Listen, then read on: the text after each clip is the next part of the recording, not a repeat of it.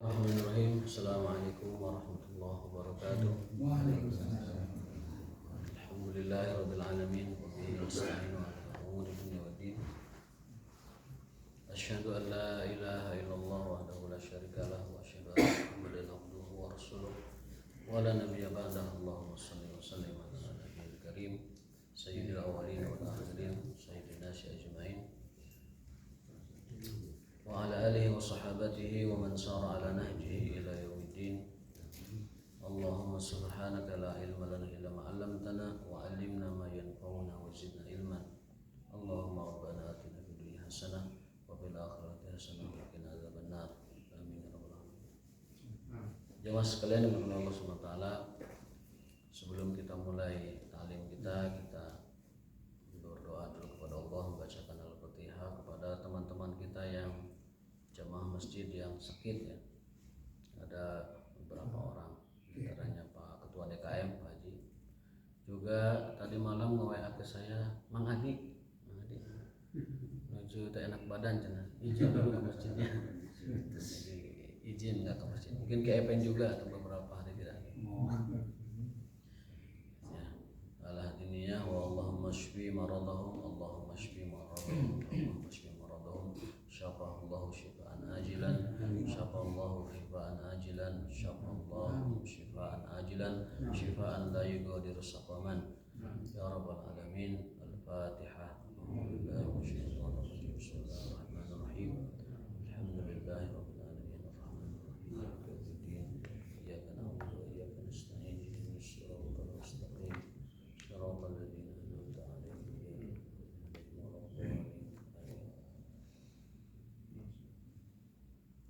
Suatu hari Rasulullah SAW didatangi oleh seseorang, dan orang ini mengatakan, "Ya Rasulullah, doakan aku agar dapat menemanimu di surga. Ud'uni murafataka fil jannah. Ud'uni murafaqataka fil jannah." Lalu Rasul mengatakan, bersabda sallallahu alaihi wasallam, "Ya, tapi bantu aku dengan apa? A'inni bikasrati sujud. Bantu aku dengan kau perbanyak sujud." Jadi ada orang yang minta agar dia dapat menemani Rasulullah di surga, maksudnya masuk surga dan ketemu Rasulullah SAW. Lalu beliau mengatakan, boleh aku doakan, tapi bantu aku juga dengan apa? Dengan perbanyak sujud. A'inni bikasrati as-sujud.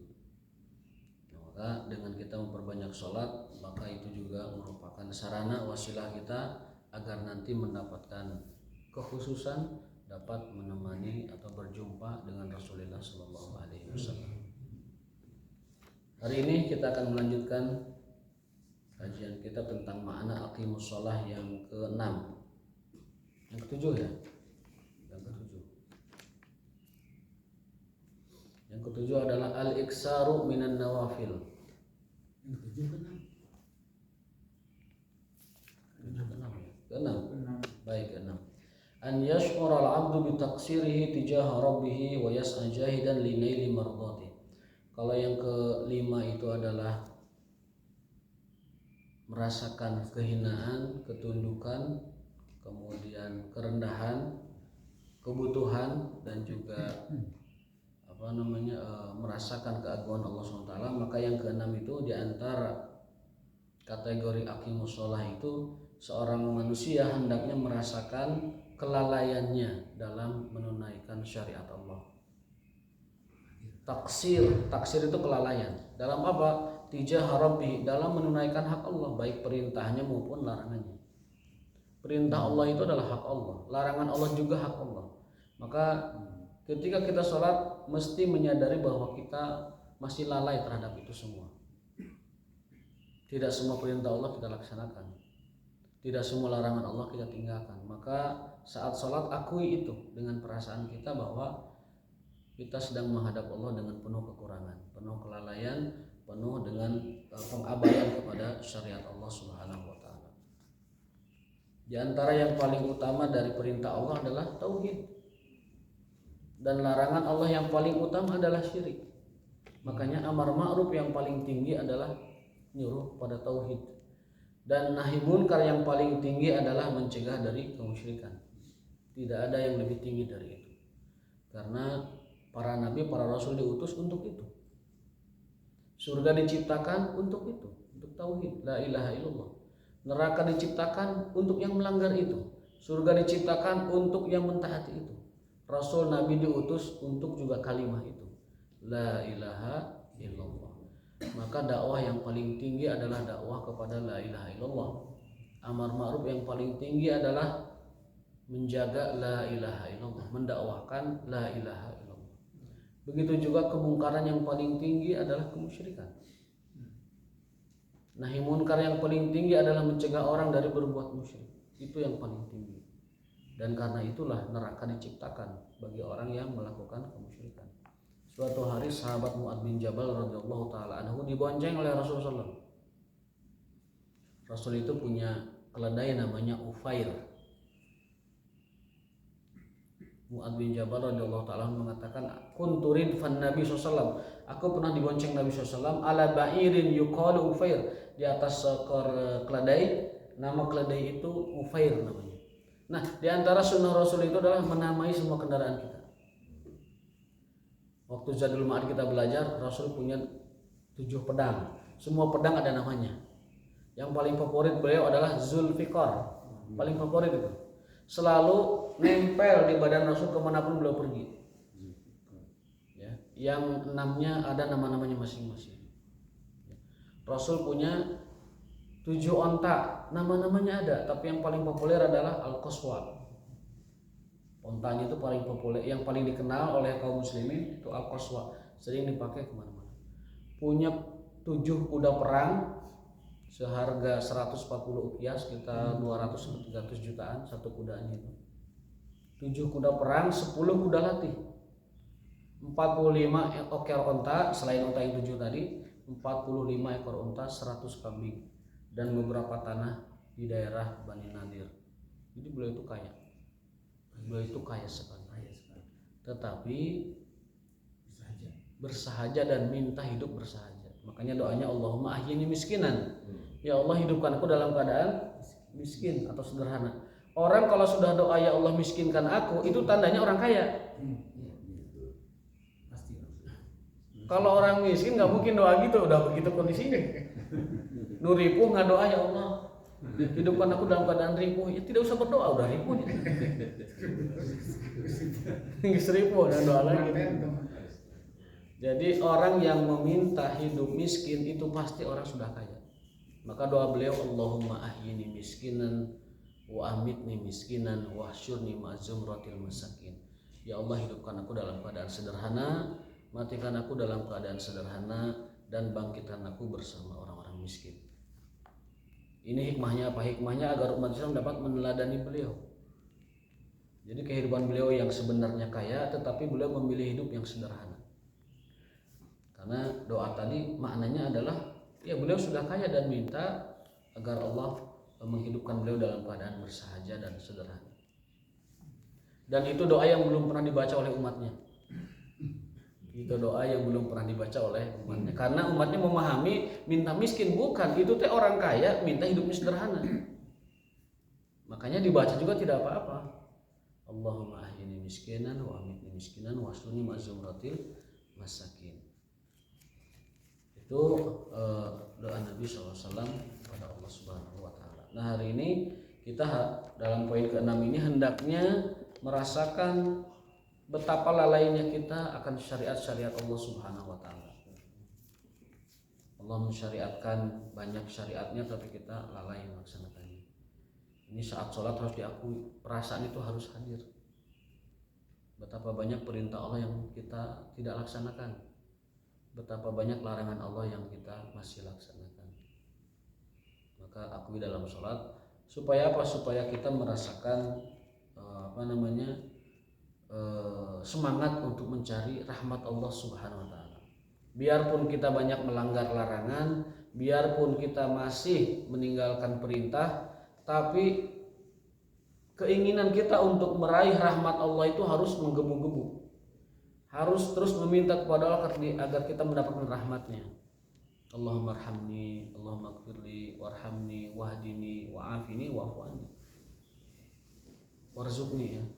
Itu doa Nabi SAW itu urutan kebutuhan seorang hamba itu ada 5. Dalam berdoa itu tartib urutannya begitu.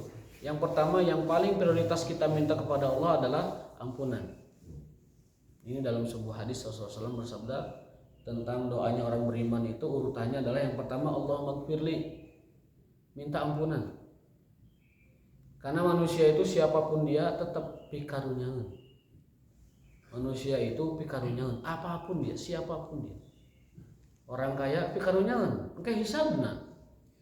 Orang miskin pikarunyangan, ripu di dunia na. Gitu. Orang pintar pikarunyangan. Karena orang yang pertama diseret ke neraka orang pintar, orang beriman, orang berilmu. Ini hadis yang benar-benar membuat kita takut. Rasul bersabda, sesungguhnya orang yang pertama kali diseret ke neraka itu yang pertama adalah alim, orang ulama. Dan dikatakan padanya, kenapa kau ada di sini? Lalu ulama itu mengatakan, aku menuntut ilmu karenamu ya Allah. Allah mengatakan, kazabta, kamu dusta. Kamu mencari ilmu untuk dikatakan seorang ulama. Dan kamu sudah mendapatkan kehormatan itu. Sekarang masuklah ke neraka. Yang kedua adalah mujahid. Mujahid, orang berjihad. Kenapa kau di sini? Dia mengatakan bahwa aku berjihad karenamu ya Allah. Allah mengatakan, kazabta, kamu dusta. Kamu berjihad agar dikatakan seorang pejuang, pahlawan, dan kamu sudah dapatkan gelar itu. Silakan masuk ke neraka. Yang ketiga adalah qari, pembaca Al-Quran, penghafal Al-Quran, yang dia membaca atau mempelajari Qurannya bukan karena Allah. Dia mengatakan aku membaca mempelajari Quran karenamu ya Allah. Allah membalatanya, kazabta, kamu dusta. Kamu mempelajari dan menghafalkan Quran untuk dikatakan seorang hafiz, seorang qari, seorang qurra, dan kau sudah dapatkan gelar itu di dunia. Maka silakan kau masuk neraka. 3 orang pertama kali diseret ke neraka. Dan yang paling pertama dari 3 orang itu alim, orang ulama, orang berilmu. Karena dia tidak niat ikhlas mencari ilmunya dan mengamalkan ilmunya karena Allah, tetapi karena ingin dikatakan seorang ulama, ingin dikatakan seorang alim, ingin disanjung, dihormati sebagai seorang alim. Maka mereka adalah orang yang pertama kali diseret ke dalam api neraka berdasarkan hadis Rasulullah SAW. Nah, maka dari itu kita memohon kepada Allah agar diberikan kepada kita yang pertama itu ampunan. Karena manusia itu adalah makhluk pikarunyangan, paling pikarunyangan. Sato pikarunyangan mungkin, tetapi dia tidak kena hisab, aman dia. Kucing mah aman, tidak kena hisab. Ya. Kemudian domba aman, tidak kena hisab. Nah kita ini dihisab. Lan tazula qadama 'abdin hatta yus'ala an arba'in. Tidak akan bergeser kaki seorang hamba nanti di padang mahsyar kecuali ditanya 4 hal. Kalau di alam kubur kan pertanyaannya 3. Man rabbuka, wa man nabiyuka, wa madinuka. Orang beriman akan menjawab Rabbi Allah, Nabi Muhammad, wa dinil Islam. Itu orang beriman di alam kubur. Dalam hadis lain pertanyaan cuma 1. Apa yang kau kenal dari laki-laki ini? Madza arafta an hadzal rajul? Apa yang kau kenal dengan laki-laki ini? Ditampakkan Rasulullah SAW. Orang beriman akan menjawab, Innahu Muhammadun Rasulullah, amantu bihi wa taba'tuhu. Dia adalah Muhammad, dia Rasulullah, aku beriman kepadanya dan mengikutinya. Orang beriman. Adapun murtabun munafik dalam hadis Bukhari, kalau orang murtab itu orang yang punya keraguan dalam keimanan dan dia munafik, maka jawabnya apa? La adri, saya tidak tahu. Jadi ditanyakan ini siapa? Maksudnya Rasulullah, orang munafik, orang yang tidak punya iman tidak akan bisa jawab. Saya tidak tahu. Nah, setelah lolos pertanyaan kubur, yang lulus maka dia akan mendapatkan nikmat kubur. Yang tidak lulus dia akan mendapatkan siksa kubur. Lalu setelah itu masuk ke padang mahsyar, ditanya 4 hal. Dan tidak akan bergeser setiap orang kecuali ditanya 4 hal itu. Yang pertama adalah an umrihi fi ma'afna, tentang umurnya. Dihabiskan untuk apa? 70 tahun teh kangge naon? 60 tahun teh naha wae. 50 tahun teh kamana wae. Makana ayatnya fa aina tadhhabun kamarana tuh. Fa aina tadhhabun kamarana, di dunia teh kamarana. Ma gharraka bi rabbikal karim, apa yang buat kalian tertipu dari Allah? Wala tamuddanna ainaika ila ma mata'na bi azwajin min hayatid dunya. Jangan pernah kamu kelilipan matanya ke perpunan ku hayatud dunya, kehidupan dunia yang melenakan, dan kamu lupa kepada Allah Subhanahu wa taala. Sudah diperingatkan begitu. Nah, jadi manusia itu apapun kondisinya dikaruniai. Maka permohonan pertama adalah Rabbighfirli, minta ampunan. Lalu urutan kedua, permohonan kita itu rahmat. Rabbighfirli warhamni, minta rahmat. Karena orang masuk surga itu hanya dengan rahmat Allah, bukan karena amalan. Amalan itu menentukan level kita di surga. Tapi kalau masuknya rahmat Allah Subhanahu wa taala. Dan rahmat Allah itu hanya diberikan kepada orang-orang yang berbuat ihsan. Inna rahmatallahi qaribun minal muhsinin. Sesungguhnya rahmat Allah itu diberikan kepada orang-orang yang berbuat ihsan. Ihsan itu puncak tertinggi dari iman dan Islam. Kan hadisnya ada, hadis Jibril yang hadis kedua Arba'in Nawawiyah. Datang seorang laki-laki dalam rupa yang tampan, rambutnya bersih, mukanya bersih, bajunya bersih, bertanya kepada Rasulullah sambil meletakkan lututnya kepada beliau, "Ya Rasulullah, ajarkan aku tentang Islam." Lalu beliau membacakan rukun Islam. "Ajarkan aku tentang iman." Lalu Rasul menyatakan tentang iman. Lalu terakhir, "Ajarkan aku tentang ihsan." Jadi iman dulu, naik ke Islam dulu, naik ke iman, naik ke ihsan. Ihsan itu puncak tertinggi dari iman dan Islam. Artinya apa? Orang yang melaksanakan Islam dan iman, maka dia sudah ihsan. Untuk itu definisi ihsan itu dalam hadis, "Ubudullah ka'annaka tarah fa illam takun tarah fa innahu yaraka." Kamu beribadah kepada Allah seolah kamu melihat Dia. Dan kalau kamu tidak dapat melihat Dia, maka sesungguhnya Allah melihat kamu. Jadi kalau kita sudah punya perasaan dipantau Allah, perasaan dilihat Allah, perasaan diperhatikan Allah, maka dalam diri kita sudah ada ihsan. Tapi kalau hanya sebatas mengaku Islam, jangan-jangan iman pun belum diakui. Karena dulu ada rombongan orang Arab pegunungan datang ke Rasulullah dan mengatakan, "Kami sudah Islam ya Rasulullah." Tapi Allah menegurnya. Qalatil a'rabu amanna Qalatil a'rabu amanna qul bal lam tu'minu walakin qulu aslamna.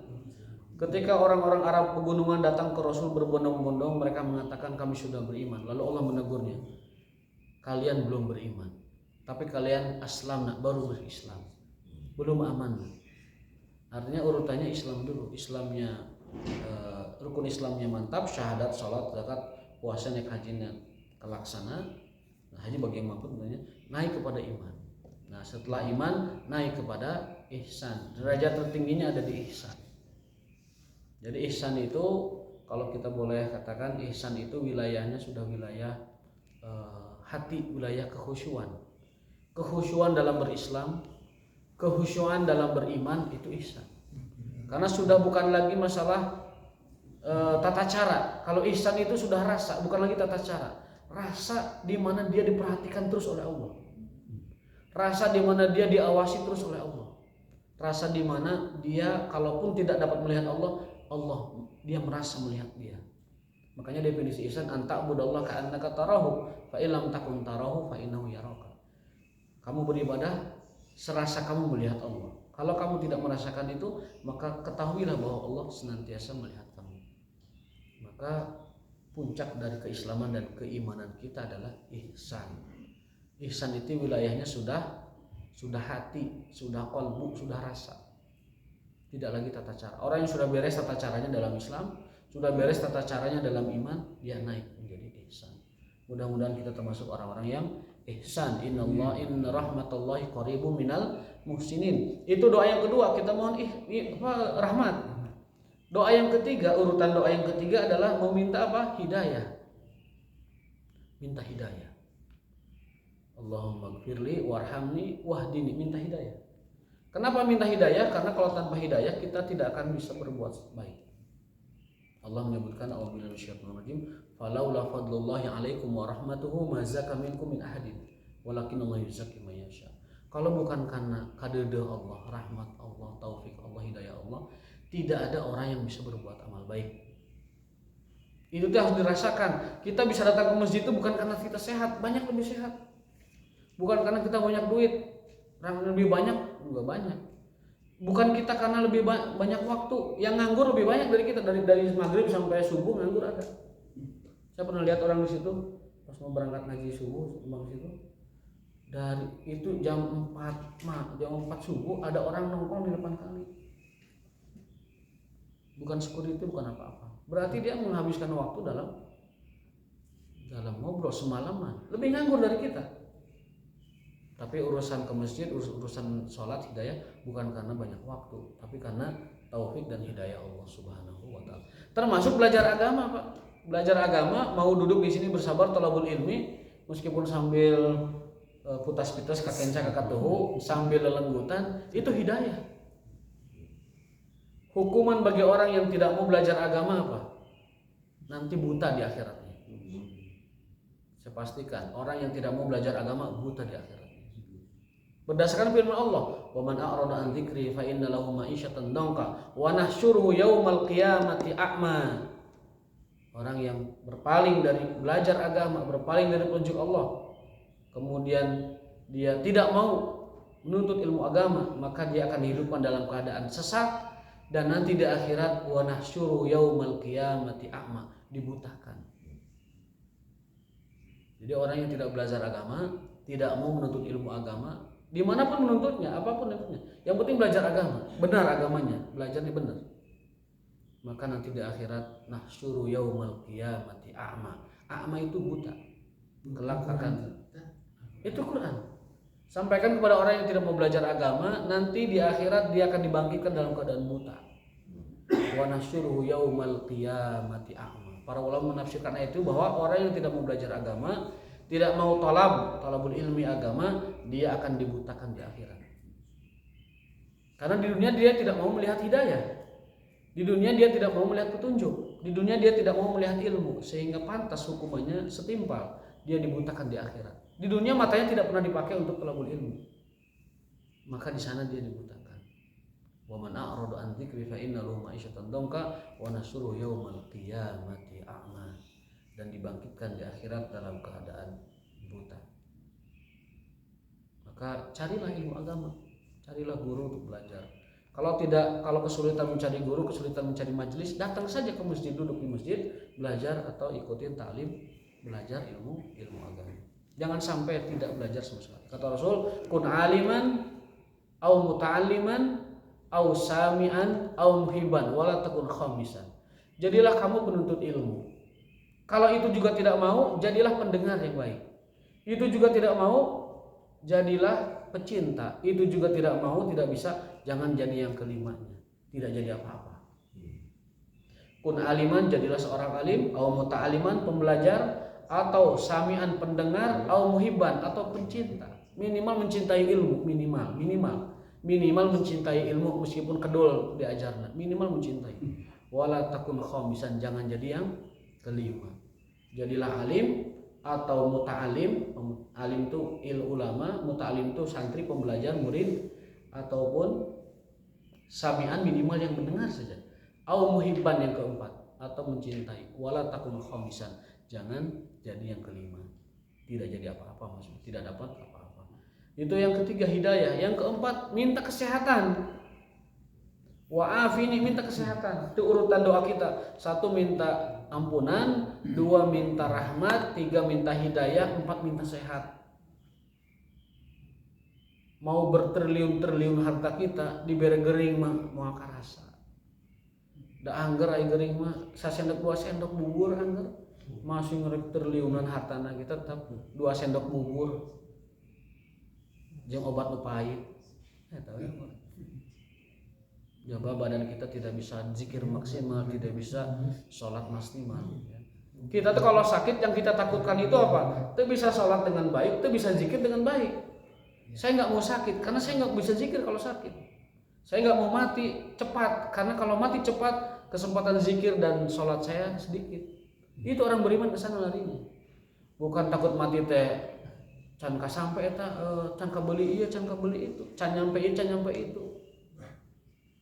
Ada orang yang hidupnya itu, visi hidupnya itu takut mati itu karena banyak yang belum kesampaian.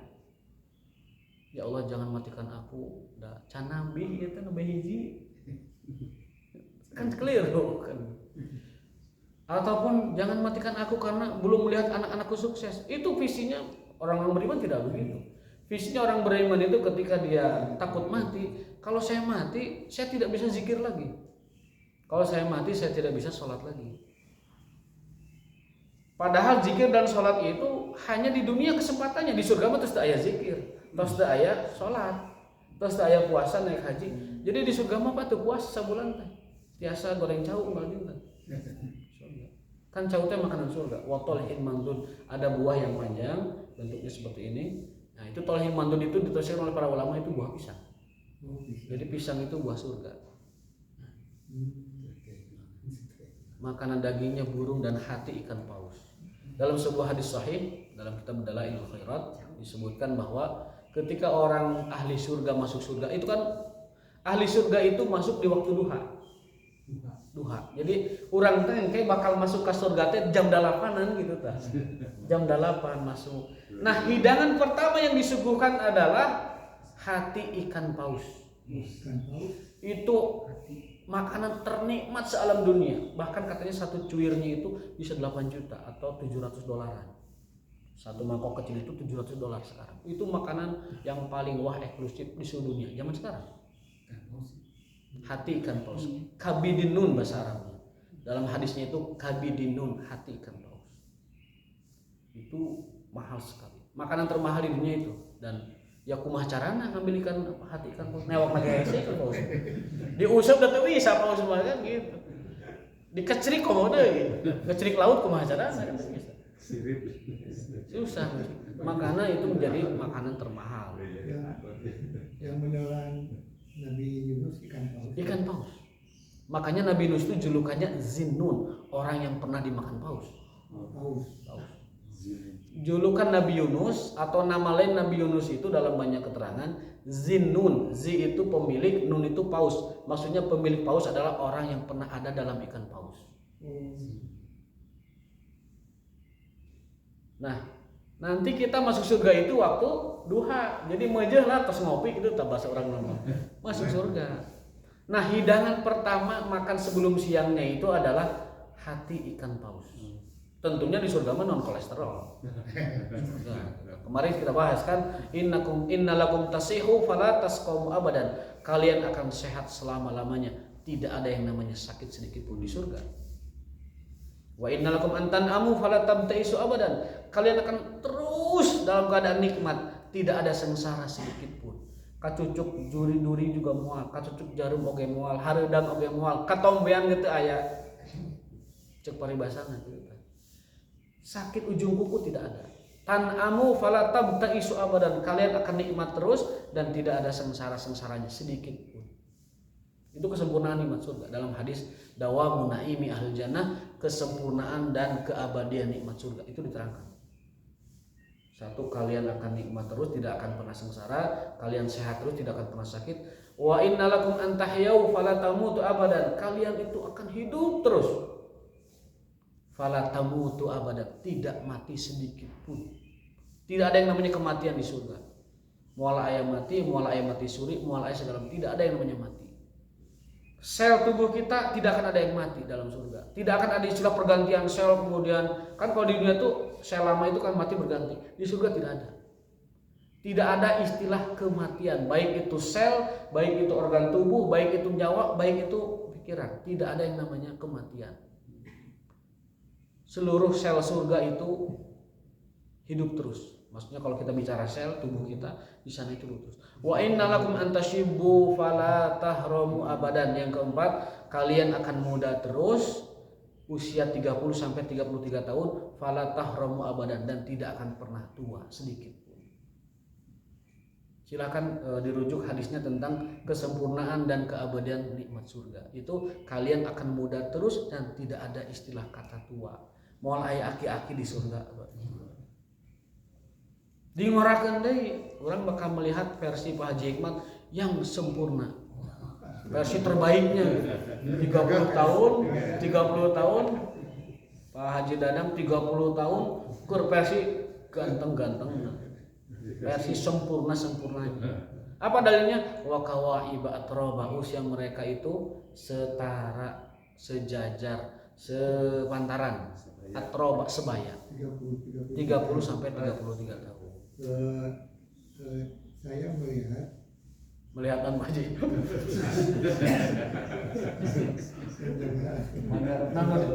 bahwa Muhammad itu diangkat Rasul umur 40 tahun. Seolah-olah itu sebagai umur yang paling nyatanya 33 Ya. itu. 40 tahun itu usia kedewasaan. Kedewasaan. Dan Dalam kita ayat di surga itu umurnya 30-33 belum dewasa. enggak, itu puncak manusia menikmati hidup. Menikmati hidup.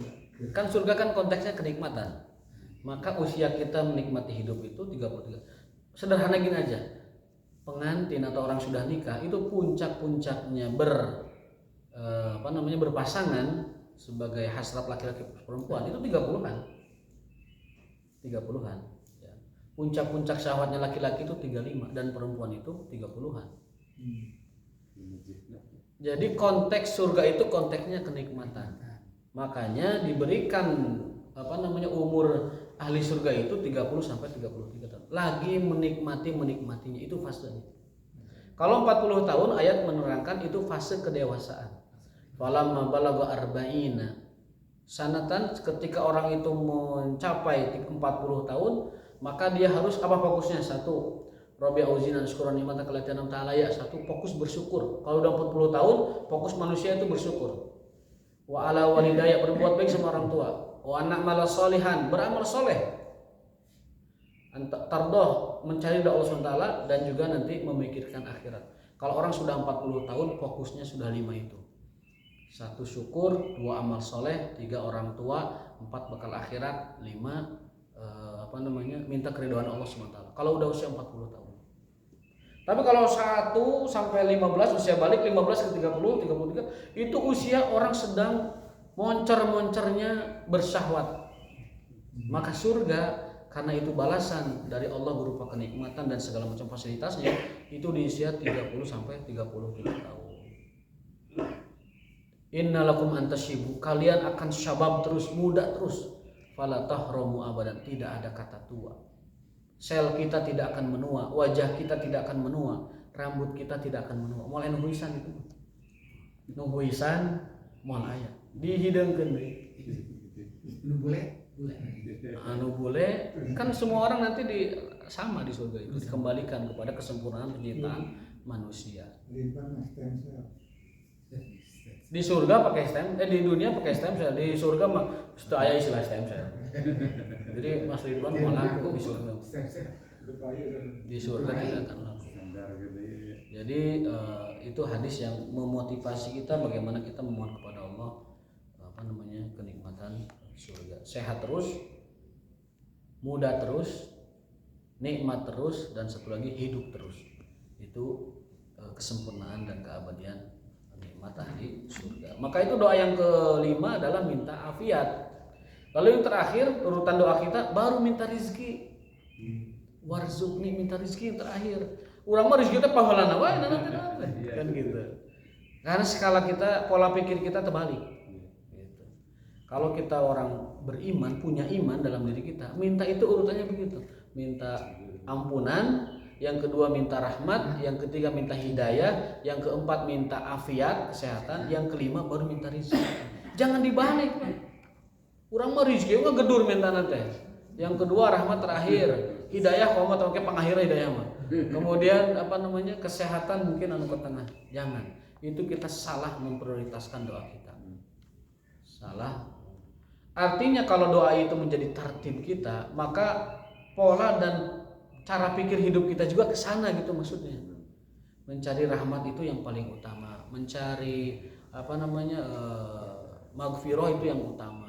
Mencari hidayah itu yang pertama. Mencari hidayah maksudnya apa? Mengusahakan hidayah dengan cara apa? Tolakul ilmi, mencari ilmu, duduk sabar di majelis ilmu. Nah, baru yang terakhir itu baru kita fokus meminta berdoa kepada Allah dan juga mencari mengupayakan rizki. Jangan terbolak terbalik. Jangan terbolak terbalik. Hanya 5 itu. Hanya 5 itu yang. Hanya 5 dalam urutan doa itu hanya. Hadis apa? baca ada juga wajburni warfani Dalam sholat itu mah. itu kan Itu doa sholat. Doa sholat itu wajburni gantilah kesedihan-kesedihanku dengan kebahagiaan-kebahagiaan. Warfa'ni berikan aku derajat yang tinggi. Dalam sholat itu ada penambahan yaitu warfa'ni wajburni. itu antara dua sujud itu. Ya. Doa di antara dua sujud. Tidak pilih Ayo Pak Haji macam apa kalau ini dua sujud? Lebih pilih warfa'ni warfa'ni warzuqni wajburni wahidni. Ya dalam sujud itu ada tambahan warfa'ni dan wajburni dalam sujud. Dalam dua apa? Duduk antara dua sujud. Duduk antara dua sujud laras. Dalam duduk antara dua sujud ada penambahan yaitu warfa'ni angkat derajatku dan wajburni gantilah kesedihan-kesedihanku. Wajburni itu dari jabaro, gantikan. Kita kehilangan, mohon maaf mungkin keluarga, ya Allah gantikan dengan kebahagiaan. Kesedihanku ganti dengan kebahagiaan. Kita mungkin ketimpa sakit, gantilah sedih sakit itu dengan kebahagiaan. Kita mungkin dalam urusan dunia kerugian, gantilah dengan kesenangan setelah itu. Wajburni itu gantilah kesedihan-kesedihanku dengan kebahagiaan-kebahagiaan. Tapi ada orang itu paham. Itu paham macam doa wajburni apa namanya? Dengar. Warzukni. Tos minta rezeki ditambahi warzukni. Nah, kan tadi geus minta rezeki untuk tadi mah warzukni. Tadi mah warzukni aya minta rezeki beda deui cenah. Padahal sarua eta teh keneh. Minta rezeki jeung warzukni sarua keneh tapi diulang-ulang, dia tidak paham gitu kan. Maka mudah-mudahan dengan kita membaca doa tersebut dan tahu urutan doa. Jadi kalau kita berdoa di luar sholat urutannya seperti itu. Minta ampunan dulu, Allah maghfirli, Allahumma tub alayya innaka antat tawwabur rahim. Nabi istighfarnya 100 dalam sehari. Dalam riwayat lain setiap duduk satu majelis 100. Berarti kalau dihitung dua hadis digabungkan, sehari semalamnya 100 plus setiap duduk Rasul 100. Duduknya seberapa kali? Berarti kali 100 plus 100 tambahan dalam harian. Berarti istighfar Rasul itu bisa dikatakan tidak berbilang, banyak sekali. Istighfar adalah pintu jalan kita menuju Allah Subhanahu wa taala. Kalau sholawat itu kan pintu kita, pintu jalan kita kepada Rasulullah SAW. Maka istighfar dan sholawat itu jangan pernah berhenti, jangan pernah terputus. Astagfirullah. Kemudian sholawat kepada Nabi Sallallahu Alaihi Wasallam. Istighfar itu juga zikrullah ya. Zikir dan doa itu istighfar. Astagfirullahaladzim. Al-azim zikir. Astagfirnya meminta. Jadi doa dan zikir itu terkumpul dalam istighfar. Astagfirullah dan dalam lafaz astagfirullahaladzim. Ayat 2 apa hadisnya? Istighfar. Bukan istighfar. Astagfirullah. Istighfar bukan jadi doa, itu mah masdar fiil dalam bahasa Arab itu. Seperti orang bertaubat, taubat. Dia mau diterima taubat. Tapi taubat itu tub alayya itu taubat. Tub alayya. Rabbighfirli wa tub alayya innaka antat tawwabur rahim. Kalau kita istighfar itu astagfirullah. Kalau kita taubat itu tub alayya. Tuba alayya. Dalam ayatnya tubu ilallahi jami'an. Wahai orang yang beriman, bertaubatlah kepada Allah secara keseluruhan. Jadi Nabi SAW itu setiap duduk istighfarnya 100, setiap hari juga istighfarnya 100. Kalau dijumlahkan banyak sekali. Lafaznya bagaimana? Rabbighfirli wa tub alayya innaka antat tawwabur rahim. Itu yang lengkap, yang sempurnanya. Rabbighfirli wa tub alayya innaka antat tawwabur rahim.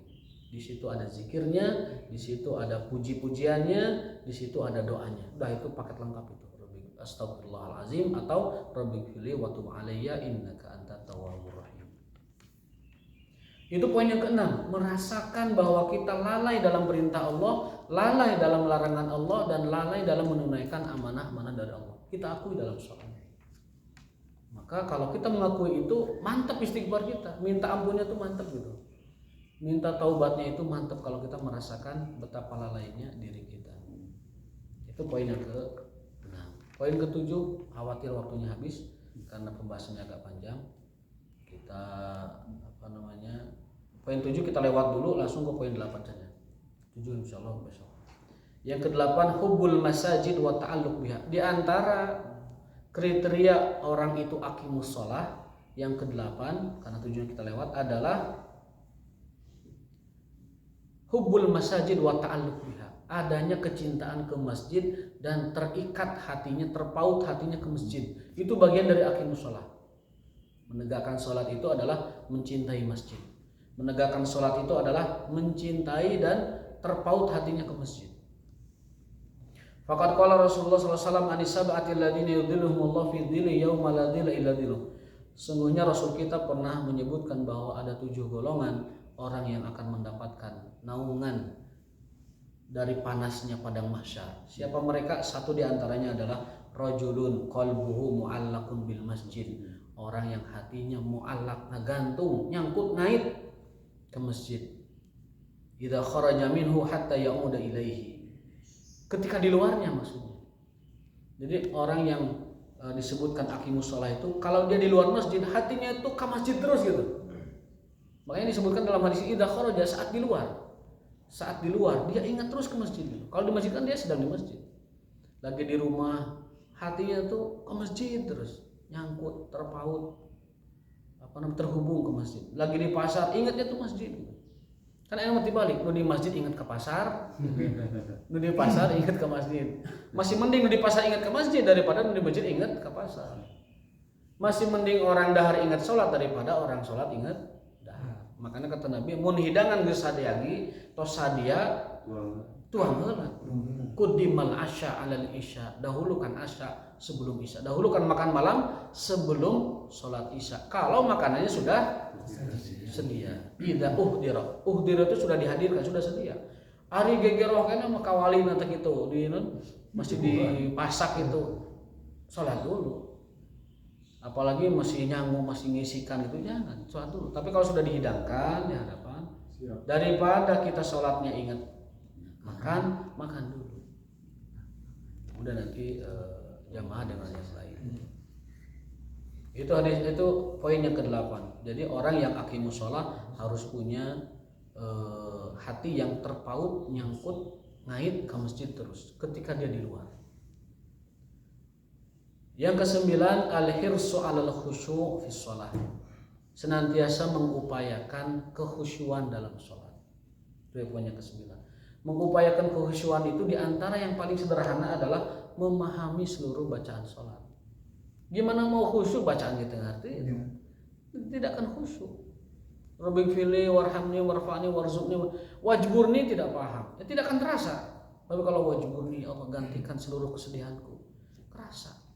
Warfa'ni, ya Allah angkat derajatku, terasa. Saat kita baca Fatihah ada dialog kalau kita paham. Alhamdulillahirabbil alamin. Dialog, Allah menjawab, hamidani abdi, hambaku sedang memujiku. Ar-Rahmanir Rahim. Asna alayya abdi, Allah menjawab, hambaku sedang menyanjungku. Malik yaumiddin, dalam riwayat Malik yaumiddin, riwayat lain Malik yaumiddin. Kita bacaannya Asim, Hafiz an Asim, bacaannya panjang, Malik yaumiddin. Kalau tilawah lain, qiraat lain itu Malik yaumiddin. Apa bedanya? Beda arti sedikit. Malik yaumiddin yang memiliki hari pembalasan. Tapi kalau Malik Yaumiddin yang merajai hari pembalasan. Dua-duanya maknanya kalau nggak raja pemilik. Karena pemilik itu raja, raja itu pemilik sama saja. Ketika kita membaca ihdinas siratal mustaqim, Allah membalas, Allah menjawab. Hambaku sedang berdoa kepadaku meminta jalan yang lurus. Wali abdi mas'al, dia akan diberikan jalan itu. Sampai siratal ladzina an'amta 'alaihim. Itu ada dialog kita dengan Allah. Tapi dah itu pahamannya geus bae bablas lah biasa gitu kan. Nah, saat ini kita mulai sedikit-sedikit memahami bacaan salat. Alhamdulillahirabbil alamin, segala puji bagi Allah Tuhan semesta alam. Kita merasakan dibalas Allah, hamidani abdi ar-rahmanir rahim. Makanya sunnahnya baca Fatihah itu ayatan per ayat. Tidak norolang berebet begitu, tidak ada dialognya. Nah, kapan mau membaca Fatihah? Ada 3 pendapat. Satu, bisa ngikuti imam per ayat, alhamdulillahirabbil alamin, kita baca alhamdulillahirabbil ar-rahmanir rahim.